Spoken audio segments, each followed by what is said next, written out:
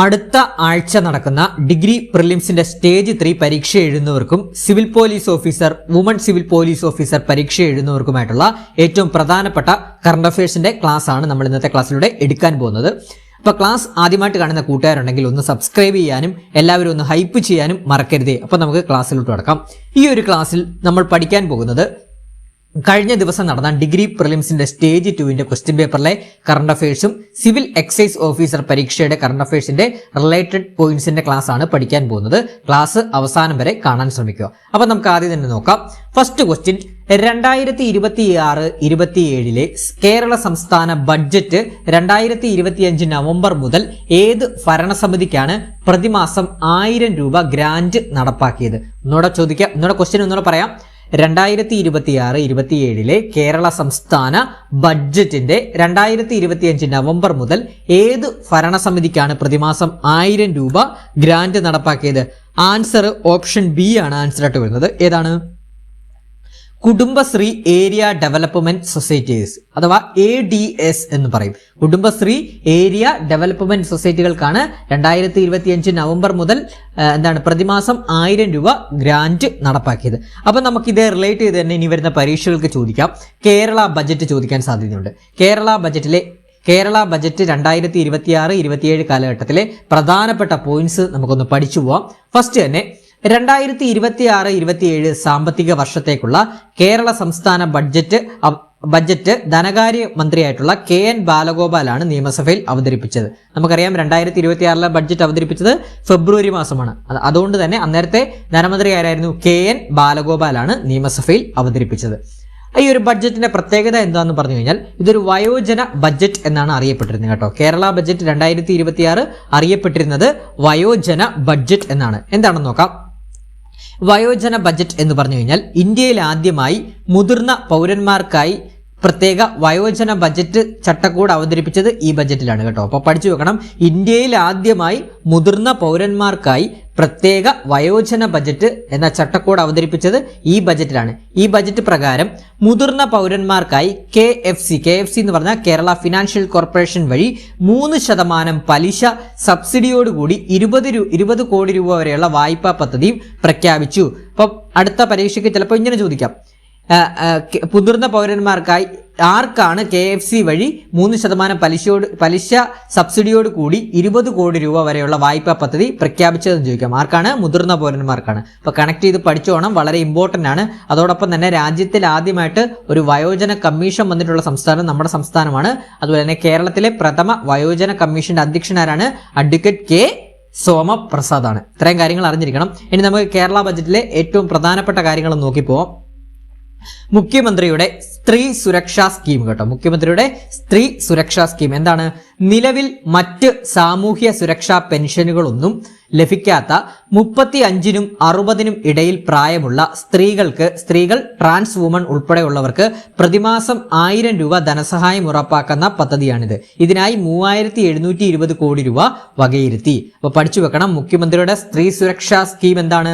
നിലവിൽ മറ്റ് സുരക്ഷാ പെൻഷനുകളും ജോലികളും ലഭിക്കാത്ത 35-നും 60-നും ഇടയിൽ പ്രായമുള്ള സ്ത്രീകൾ, ട്രാൻസ് വുമൺ ഉൾപ്പെടെയുള്ളവർക്ക് പ്രതിമാസം 1000 രൂപ ധനസഹായം ഉറപ്പാക്കുന്ന പദ്ധതിയാണ് മുഖ്യമന്ത്രിയുടെ സ്ത്രീ സുരക്ഷാ പദ്ധതി. ക്ലിയർ ആണ്?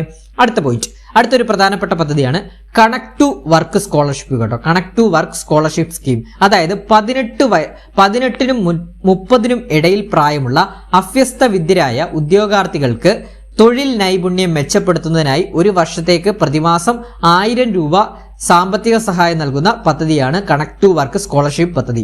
ഇതിന് ബഡ്ജറ്റ് വിഹിതം എന്ന് പറയുന്നത് 400 കോടി രൂപയാണ് അനുവദിച്ചത്. അപ്പോൾ പഠിച്ചു വെക്കണം. എന്താണ് കണക്ട് ടു വർക്ക് സ്കോളർഷിപ്പ്?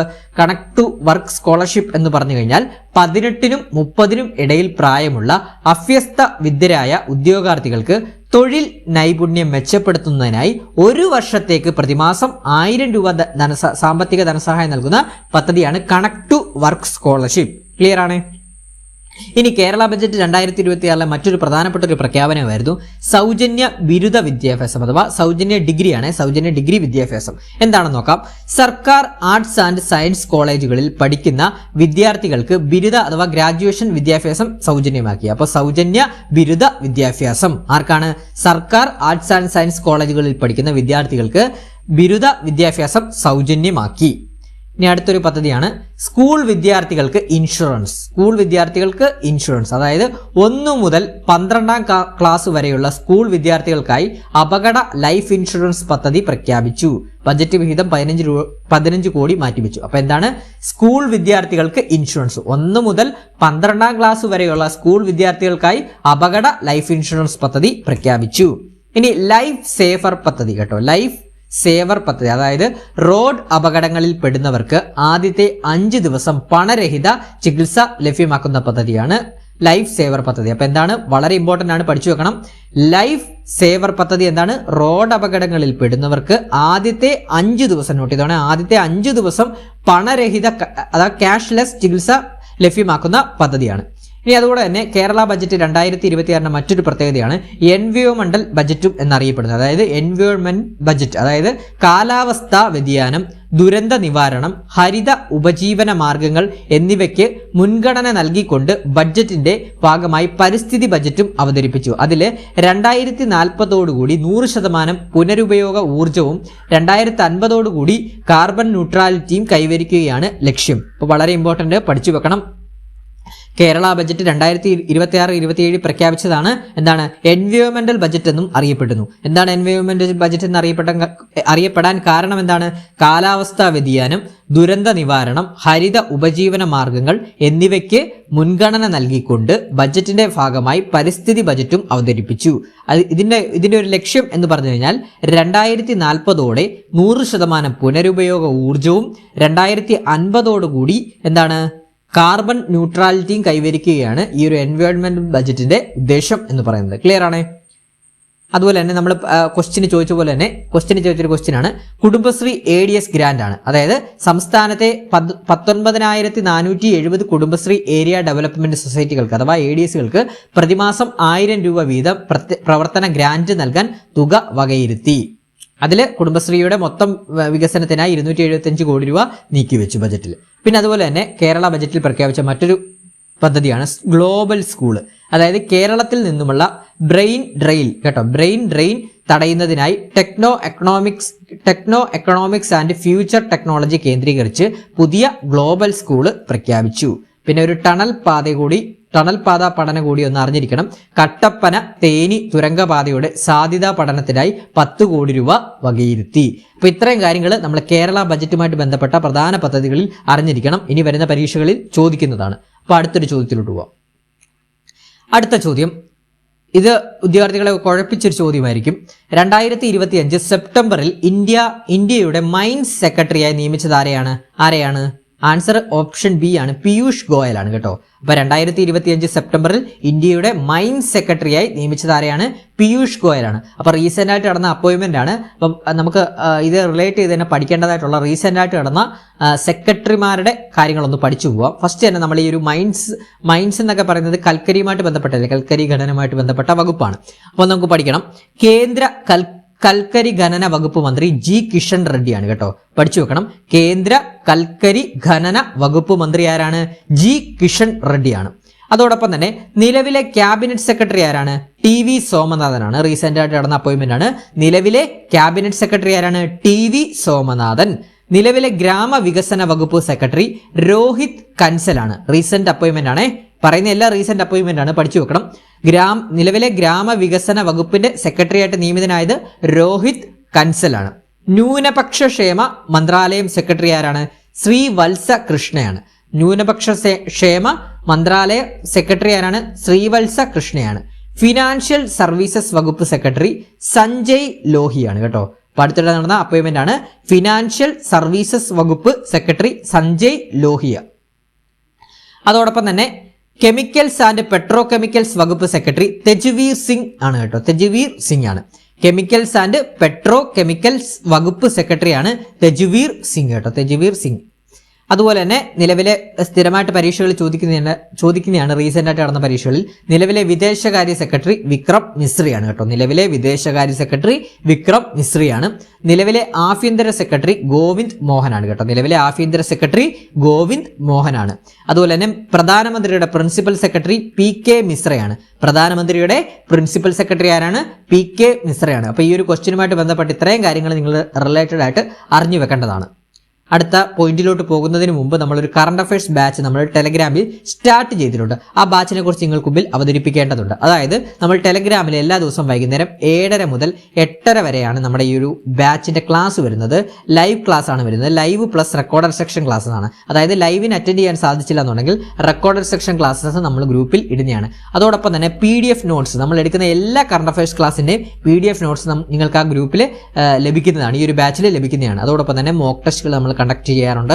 പിന്നെ റിവിഷൻ ക്ലാസ്സസ്, റിവിഷൻ ഓറിയന്റഡ് ആയിട്ടാണ് നമ്മൾ കറണ്ട് അഫയേഴ്സ് ക്ലാസ്സസ് ഈ ഒരു ബാച്ചിൽ എടുക്കുന്നത്. അതായത് ടോപ്പിക് വൈസ് ആയിട്ടാണ് classes, current affairs topic wise ആയിട്ടാണ് കറണ്ട് അഫയേഴ്സ് ക്ലാസ്സുകൾ എടുക്കുന്നത്. അതോടൊപ്പം തന്നെ നമ്മൾ മന്ത്ലി കറണ്ട് അഫയേഴ്സും ഡിസ്കസ് ചെയ്യുന്നുണ്ട്. അപ്പോൾ എത്രയും പെട്ടെന്ന് തന്നെ നമ്മൾ ഈ ഒരു ബാച്ചിലോട്ട് ജോയിൻ ചെയ്യാത്തവരുണ്ടെങ്കിൽ ജോയിൻ ചെയ്യുക. നിങ്ങൾക്ക് എന്തായാലും ഉപകാരപ്രദമാവുന്നതാണ്. അപ്പോൾ ഇതിന്റെ കോഴ്സ് ഫീ എന്ന് പറഞ്ഞാൽ വെറും 200 രൂപ മാത്രമേ കോഴ്സ് ഫീ ആയിട്ട് വരുന്നുള്ളൂ. നിങ്ങളൊരു ബിരിയാണി മേടിച്ച് കളയുന്ന പൈസ മാത്രമേ ഈ ഒരു കോഴ്സ് ഫീ ആയിട്ട് വരുന്നുള്ളൂ. 6 മാസത്തേക്ക് കറണ്ട് അഫയേഴ്സ് പക്കയാക്കുന്നതാണ്. അതായത് നമ്മുടെ VFA വില്ലേജ് ഫീൽഡ് അസിസ്റ്റന്റ് ആണ് ഈ ഒരു കാറ്റഗറിയിൽ ഏറ്റവും അവസാനമായിട്ട് വരുന്ന പരീക്ഷ. ആ പരീക്ഷ വരെയുള്ള കറണ്ട് അഫയേഴ്സിന്റെ ബാച്ച് ആയിരിക്കും ഇത് കേട്ടോ, 200 രൂപയ്ക്ക്. അപ്പം ഇതിന്റെ ഒരു അഡ്മിഷൻ താല്പര്യമുള്ള കൂട്ടുകാരുണ്ടെങ്കിൽ 81 299 339 81 299 339 എന്ന് പറഞ്ഞ നമ്പറിലോട്ടൊന്ന് വാട്സപ്പ് ചെയ്താൽ മതി. ഞാൻ അഡ്മിഷൻ പ്രൊസീജിയർ പറഞ്ഞുതരാം. അപ്പോൾ ഇനി നിരവധി പരീക്ഷകളാണ് നമുക്ക് വരുന്നത്. 10ഉം 20 മാർക്കുകളാണ് കറണ്ട് അഫയേഴ്സ് പാർട്ടിൽ നിന്ന് ചോദിക്കുന്നത്. കറണ്ട് അഫയേഴ്സ് ഞാൻ സെറ്റാക്കി തരുന്നതാണ്. ഈ ഒരു ബാച്ചിൽ ജോയിൻ ചെയ്ത് കഴിഞ്ഞാൽ വെറും 200 രൂപ മാത്രമേ വരുന്നുള്ളൂ. നമുക്ക് ടോപ്പിക് വൈസ് ആയിട്ട് തന്നെ കറണ്ട് അഫയേഴ്സ് ഡെയിലി ക്ലാസ്സിലൂടെ പഠിച്ചു പോകാൻ സാധിക്കുന്നതാണ്. അപ്പോൾ 6 മാസമാണ് വാലിഡിറ്റി വരുന്നത്. അതായത് വില്ലേജ് ഫീൽഡ് അസിസ്റ്റന്റ് പരീക്ഷ വരെയാണ് ഇതിൻ്റെ ഒരു വാലിഡിറ്റി വരുന്നത്. അപ്പോൾ ഇതിന് മുമ്പത്തെ ക്ലാസ്സുകളൊക്കെ നിങ്ങൾക്ക് ആക്സസ് ചെയ്യാൻ സാധിക്കുന്നതാണ്. റെക്കോർഡഡ് സെക്ഷൻ ഉള്ളതുകൊണ്ട് തന്നെ ആക്സസ് ചെയ്യാൻ സാധിക്കുന്നതാണ്, നോട്ട്സും കാര്യങ്ങളും എല്ലാം. അപ്പോൾ എത്രയും പെട്ടെന്ന് തന്നെ നമ്മുടെ ജോയിൻ ചെയ്യാത്ത കൂട്ടുകാരുണ്ടെങ്കിൽ എത്രയും പെട്ടെന്ന് തന്നെ ജോയിൻ ചെയ്യുക. അപ്പോൾ നമുക്ക് അടുത്ത പോയിന്റിലോട്ട് പോകാം. അടുത്ത ചോദ്യം, 2025 ജൂണിൽ ICC ക്രിക്കറ്റ് ഹാൾ ഓഫ് ഫെയിമിൽ ഉൾപ്പെടുത്തിയ ഇന്ത്യൻ ക്രിക്കറ്റ് താരമാരാണ്? എന്താണ് ക്വസ്റ്റ്യൻ? 2025 ജൂണിൽ ICC ക്രിക്കറ്റ് ഹാൾ ഓഫ് ഫെയിമിൽ ഉൾപ്പെടുത്തിയ Indian cricket താരമാരാണ്?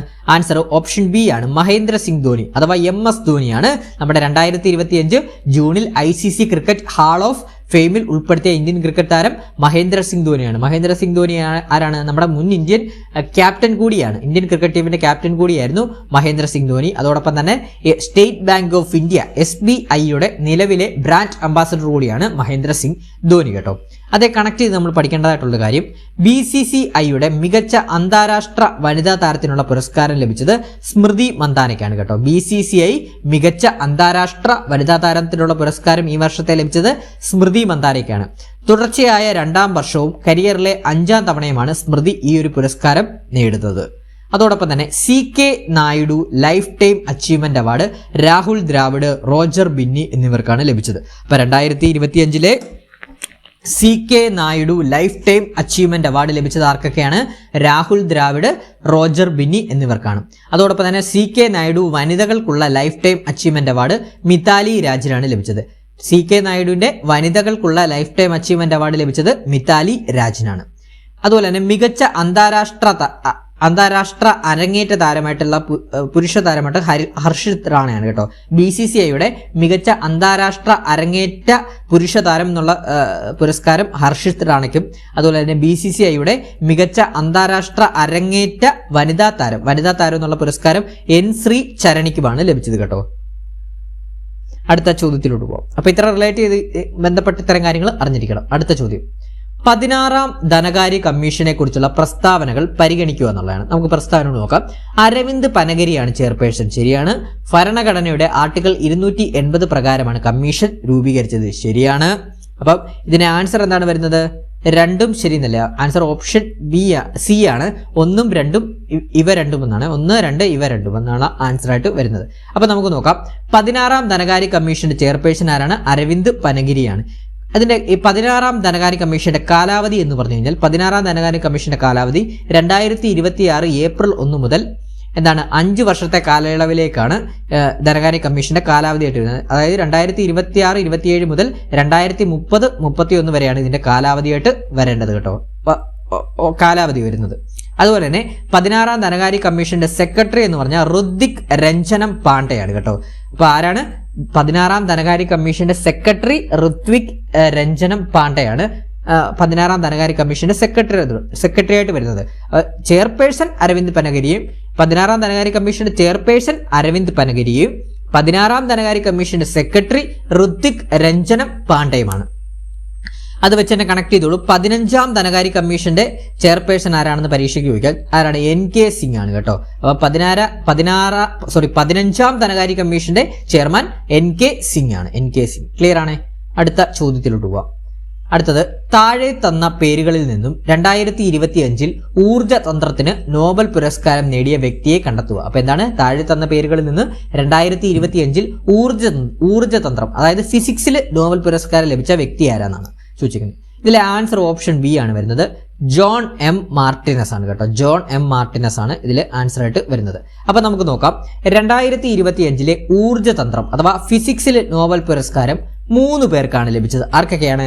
John M. Martinis, John Clarke, Michel H. Devoret. പഠിച്ചു വെക്കണം. 2025 ഊർജ തന്ത്രം ഫിസിക്സിൽ നോബൽ പുരസ്കാരം ലഭിച്ചവർ ആരൊക്കെയാണ്?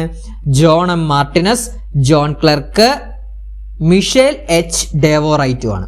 എന്തിന്റെ കണ്ടുപിടുത്തത്തിനാണ് ഇവർക്ക് ഈ പുരസ്കാരം ലഭിച്ചത് എന്ന് പറഞ്ഞു കഴിഞ്ഞാൽ, ഒരു ഇലക്ട്രിക്കൽ സർക്യൂട്ടിലെ മാക്രോസ്കോപ്പിക് ക്വാണ്ടം മെക്കാനിക്കൽ ടണലിങ്ങിനും എനർജി ക്വാണ്ടൈസേഷനും കണ്ടെത്തിയതിനാണ് 2025 ഫിസിക്സ് നോബൽ സമ്മാനം നൽകപ്പെട്ടത്. പഠിച്ചു വെക്കണം.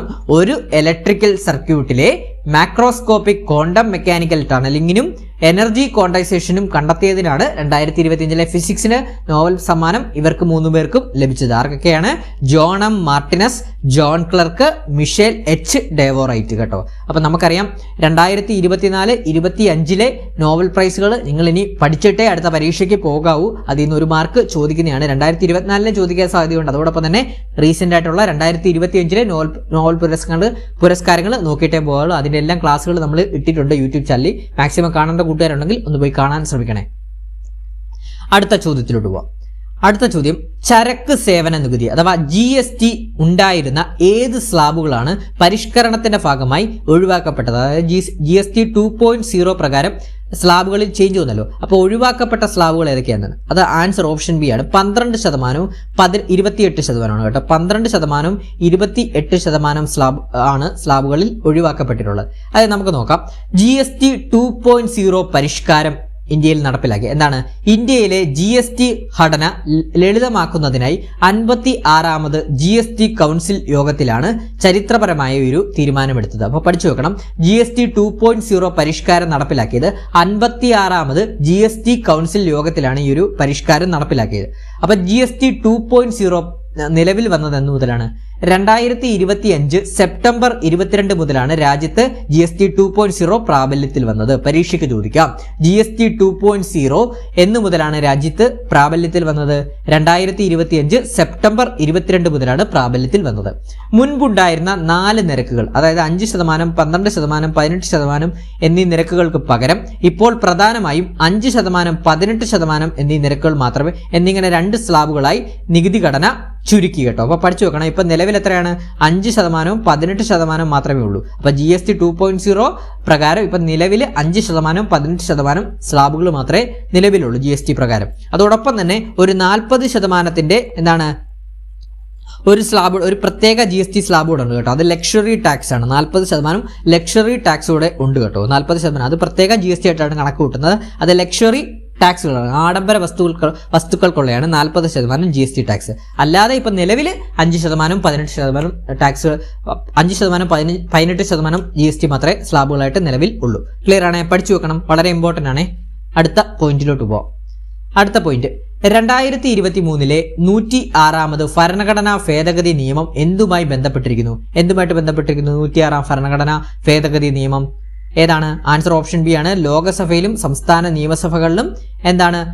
വനിതകൾക്ക് 3/1 സീറ്റ് സംവരണം, അഥവാ എന്താണ്? നമ്മുടെ നാരി ശക്തി വന്ദൻ അധിനിയം ബില്ലാണ് കേട്ടോ. അപ്പോൾ പഠിച്ചു വെക്കണം.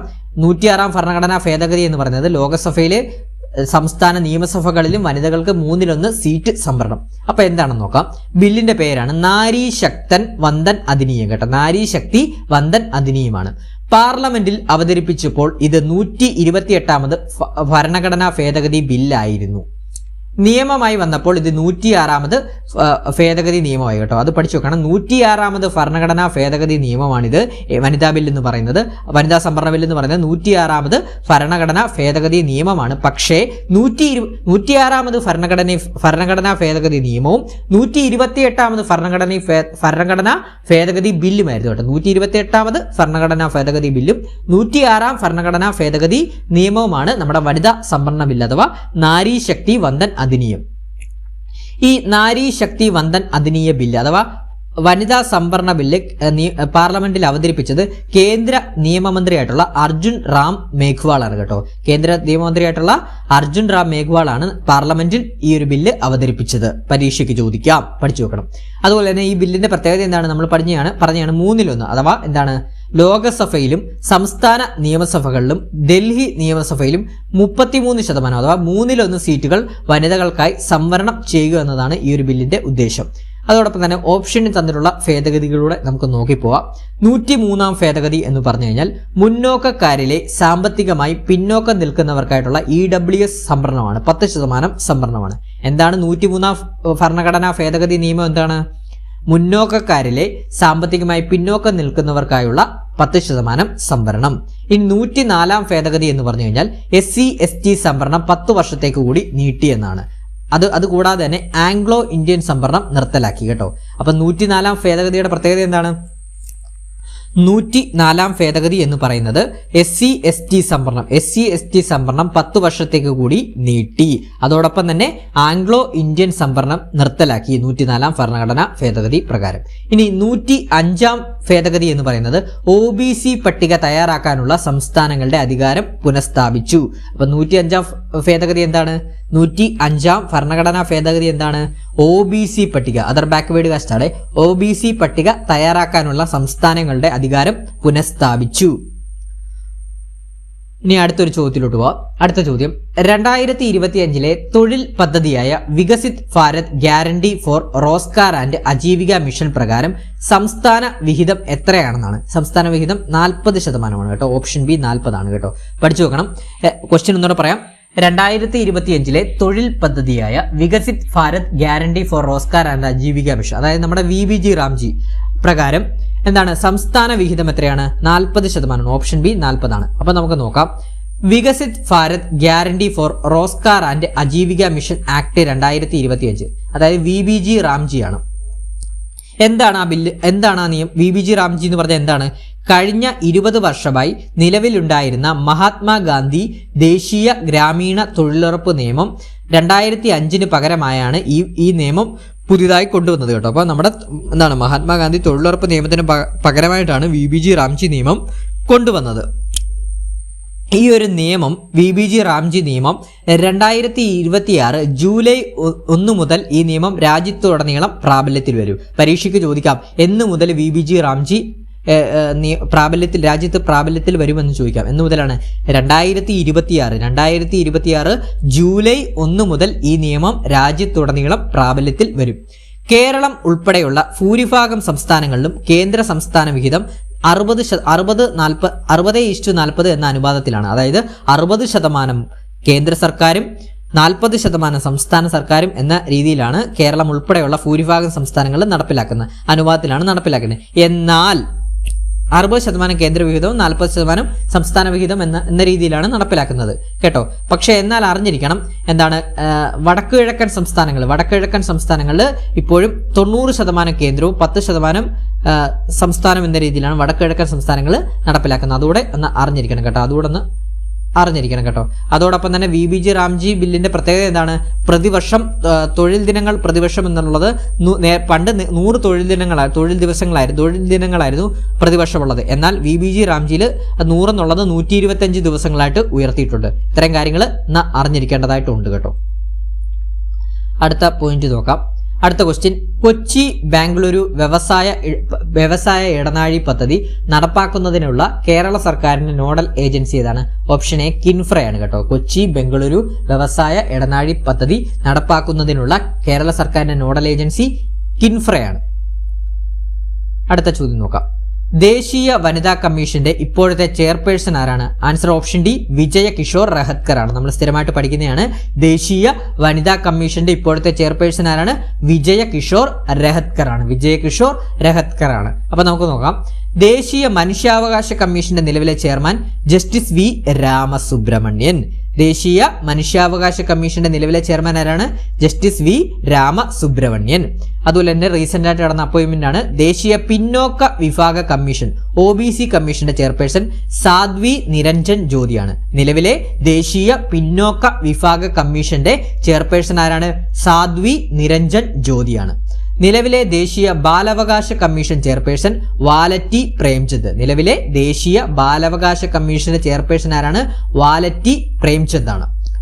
ദേശീയ പട്ടികജാതി കമ്മീഷന്റെ ചെയർപേഴ്സൺ ആരാണ്? കിഷോർ മക്വാന. ദേശീയ പട്ടികജാതി കമ്മീഷൻ ചെയർപേഴ്സൺ കിഷോർ മക്വാന. ദേശീയ പട്ടികവർഗ കമ്മീഷന്റെ നിലവിലെ ചെയർപേഴ്സൺ അന്തർ സിംഗ് ആര്യയാണ് കേട്ടോ. നിലവിലെ ചെയർപേഴ്സൺ ആരാണ്? അന്തർ സിംഗ് ആര്യ. ദേശീയ ന്യൂനപക്ഷ കമ്മീഷന്റെ ചെയർപേഴ്സൺ ഇക്ബാൽ സിംഗ് ലാൽപുര. ദേശീയ ന്യൂനപക്ഷ കമ്മീഷന്റെ ചെയർപേഴ്സൺ ഇക്ബാൽ സിംഗ് ലാൽപുരയാണ്. അടുത്ത ചോദ്യത്തിലോട്ട് പോവാം. അടുത്ത ചോദ്യം നമുക്ക് നോക്കാം. ഇന്ത്യയിലെ ആദ്യത്തെ നാഷണൽ ഇൻഡോർ അത്ലറ്റിക് ചാമ്പ്യൻഷിപ്പിന് വേദിയാകുന്ന സ്റ്റേഡിയം ഏതാണ്? ആൻസർ ഓപ്ഷൻ ഡി ആണ്. കല്ലിംഗ സ്റ്റേഡിയം ആണ് കേട്ടോ. കല്ലിംഗ സ്റ്റേഡിയം ഭുവനേശ്വർ ആണ് കേട്ടോ. പഠിച്ചു വെക്കണേ. ഇന്ത്യയിലെ ആദ്യത്തെ നാഷണൽ ഇൻഡോർ അത്ലറ്റിക് ചാമ്പ്യൻഷിപ്പിന് വേദിയാകുന്ന സ്റ്റേഡിയം കല്ലിംഗ സ്റ്റേഡിയം ഭുവനേശ്വർ ആണ്. അതേ കണക്ട് ചെയ്തിട്ടുള്ള ബാക്കിയുള്ള ഗെയിംസിന്റെ ആണ് നമുക്ക് നോക്കിപ്പോവാം. പ്രഥമ ഖേലോ ഇന്ത്യ ട്രൈബൽ ഗെയിംസ് 2026 വേദി ഛത്തീസ്ഗഡ് ആണ്. പരീക്ഷയ്ക്ക് ചോദിക്കാം. പ്രഥമ ഖേലോ ഇന്ത്യ ട്രൈബൽ ഗെയിംസ് 2026 വേദി ഛത്തീസ്ഗഡ് ആണ്. ഈ പ്രഥമ ഖേലോ ഇന്ത്യ ട്രൈബൽ ഗെയിംസ് 2026 ഔദ്യോഗിക മസ്കോട്ട് അഥവാ ഭാഗ്യചിഹ്നം എന്ന് പറയുന്നത് മോർവീർ ആണ് കേട്ടോ. അപ്പൊ പ്രഥമ ഖേലോ ഇന്ത്യ ട്രൈബൽ ഗെയിംസിന്റെ ഭാഗ്യചിഹ്നം മോർവീർ ആണ്. അതോടൊപ്പം തന്നെ പ്രഥമ ഖേലോ ഇന്ത്യ ട്രൈബൽ ഗെയിംസ് 2026 ജേതാക്കൾ അഥവാ ഓവറോൾ ചാമ്പ്യന്മാരായിട്ട് വന്നത് കർണാടകയാണ് കേട്ടോ. ഓവറോൾ ചാമ്പ്യന്മാര് കർണാടകയാണ്. ഓവറോൾ ചാമ്പ്യന്മാരായിട്ടുള്ള സംസ്ഥാനം കർണാടകയാണ്. ഇനി അടുത്ത പോയിന്റ്, 38ാമത് നാഷണൽ ഗെയിംസ് 2025 വേദി ഉത്തരാഖണ്ഡാണ്. 38ാമത് നാഷണൽ ഗെയിംസ് 2025 വേദി ഉത്തരാഖണ്ഡാണ്. 38ാമത് നാഷണൽ ഗെയിംസിന്റെ ഭാഗ്യചിഹ്നം മൗലിയാണ് കേട്ടോ. ഭാഗ്യചിഹ്നം മൗലിയാണ്. മൗലി എന്ന് പറയുന്നത് ഉത്തരാഖണ്ഡിന്റെ സംസ്ഥാന പക്ഷിയായ ഹിമാലയൻ മൊണാലിനെ അടിസ്ഥാനമാക്കിയാണ് മൗലി എന്ന ഭാഗ്യചിഹ്നം കൊടുത്തത് കേട്ടോ. ഉത്തരാഖണ്ഡിൽ വെച്ചാണല്ലോ 2025 38ാമത് നാഷണൽ ഗെയിംസ് നടന്നത്. ഇനി 39ാമത് നാഷണൽ ഗെയിംസ് 2027 വേദിയാകാൻ പോകുന്നത് മേഘാലയാണ് കേട്ടോ. പഠിച്ചു വെക്കണേ. 39ാമത് നാഷണൽ ഗെയിംസ് 2027 വേദിയാകാൻ പോകുന്ന സംസ്ഥാനം മേഘാലയയാണ്. അടുത്ത ചോദ്യം, യുനെസ്കോയുടെ പൈതൃക സാംസ്കാരിക ആഘോഷങ്ങളുടെ പട്ടികയിൽ പുതുതായി ഉൾപ്പെട്ട ഇന്ത്യൻ ആഘോഷം ഏതാണ്? ആൻസർ ഓപ്ഷൻ എ ആണ്. ദീപാവലിയാണ് കേട്ടോ. യുനെസ്കോയുടെ പൈതൃക സാംസ്കാരിക ആഘോഷങ്ങളുടെ പട്ടികയിൽ പുതുതായി ഉൾപ്പെട്ട ഇന്ത്യൻ ആഘോഷം ദീപാവലിയാണ് കേട്ടോ. അതോടൊപ്പം തന്നെ ഇന്ത്യയിൽ നിന്ന് അടുത്ത 2026-27 സൈക്കിളിലേക്ക് നാമനിർദ്ദേശം ചെയ്യപ്പെട്ടിരിക്കുന്നത് ബീഹാറിലെ പ്രശസ്തമായ ഛഠ് മഹാപർവ് എന്ന ആഘോഷമാണ്. അപ്പൊ അതുകൂടെ ഒന്ന് പഠിച്ചു വെക്കണം. ഇന്ത്യയിൽ നിന്ന് 2026-27 സൈക്കിളിലേക്ക് നാമനിർദ്ദേശം ചെയ്യപ്പെട്ട ബീഹാറിലെ പ്രശസ്തമായ ആഘോഷമാണ് ഛഠ് മഹാപർവ് എന്ന് പറയുന്ന ആഘോഷം കേട്ടോ.